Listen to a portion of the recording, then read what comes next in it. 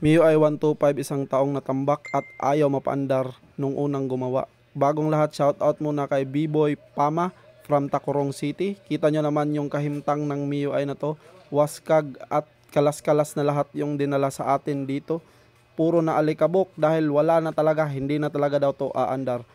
Nag-overheat daw at pinalitan ng mga parts. Yan, camshaft, meron ding valves at merong rocker arm pero ayaw pa ding umandar.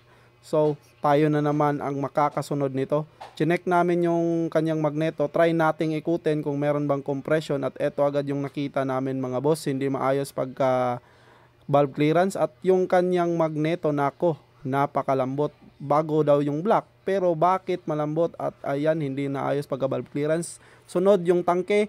Kinalas namin dahil yung gasolina panis na. At puro kalawang, meron pang wrapper ng candy. Ito yung itsura ng kanyang fuel pump. Puro na kalawang talaga. So lilinisin natin at papalitan natin to ng fuel. So ganito namin nililinis. Sige. Yan mga boss. Ano ilagay dyan sa loob, boss? Ayun, laglag yung takip. So ganyan lang paglinis mga boss sa loob ng tangke. Nilagyan ng maalis yung mga kalawang mga boss. So, ayan. After ng kasama nilinis yung tangke, dito naman tayo sa kanyang fuel pump, palit fuel filter at lilinisin natin bago isalpak para smooth yung daloy ng gasolina. Baka mabarahan pa, mas lalo pang hindi umandar yung kanyang throttle body.